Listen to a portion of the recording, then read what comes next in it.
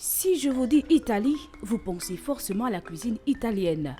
Et oui, tellement diverse et riche qu'elle fait partie intégrante de la culture de ce pays. Nicolo est un chef cuisinier responsable d'un restaurant de la place au Gabon. Pour cette fête nationale de son pays d'origine, il est venu présenter ce qu'il sait faire le mieux, la cuisine. Avec lui, l'on découvre ce qui fait la spécificité de cette cuisine italienne, à l'exemple du très prisé risotto, un vrai délice. Donc ça aussi c'est des peines à la norme. Et ça honnêtement c'est pas un plat gourmand, c'est un plat à l'ancienne, de la tradition italienne. Ça se fait avec la ricotta salée de la Sardaigne, c'est une région de l'Italie. Et les melanzane, c'est les aubergines frites et les penne sauce tomate. Ça c'est un risotto aux champignons, au cèpe, à la crème de cèpe.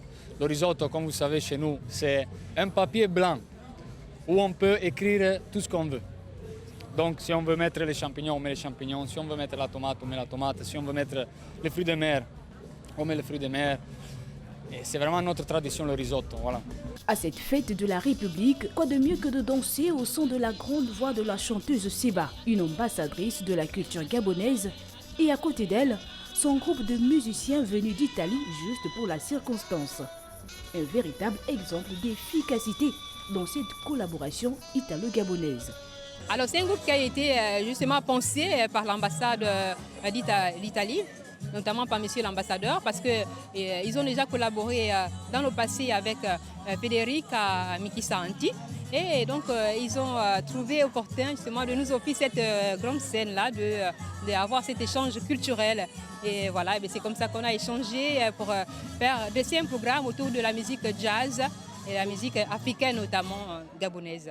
Mais quand on pense à l'Italie, c'est aussi la danse. Et à cette soirée, Nofir, une troupe de danse gabonaise, aura bien su faire le pont entre les deux cultures. C'est la célébration de la fête de l'indépendance de l'Italie. Il était bien naturel de faire une prestation sur une musique italienne avec une danse italienne. C'est ce qui a été fait, c'est la dernière représentation de tout à l'heure. Mais parce qu'on sait bien que l'Italie est quand même sur les terres gabonaises, il était important pour nous de montrer notre culture parce qu'aujourd'hui nous sommes dans une mondialisation et c'est le partage de culture, des intelligences, etc. Et donc la culture par la danse que nous pratiquons a présenté des morceaux sur Oliver Ngoma, paix à son âme, une icône de la musique afro du Gabon. Ensuite, nous sommes passés par le patriarche Vico Secondo sur une musique très bien traditionnelle qui a été valeureusement représentée. De la cuisine au style de vie, passons par la musique, la tradition italienne est un joyau qui donne envie de s'y intéresser plus en détail. Mais pour l'heure, retenez-le, la langue parlée en Italie est l'italien, mais pas uniquement. En plus de cette langue officielle et nationale, l'Italie compte 13 langues régionales et minoritaires dont les statuts sont protégés par la loi. À cela, d'autres s'ajoutent, tels que le romani, qui est encore parlé dans certaines régions de la République italienne. Una mattina mi sono svegliato.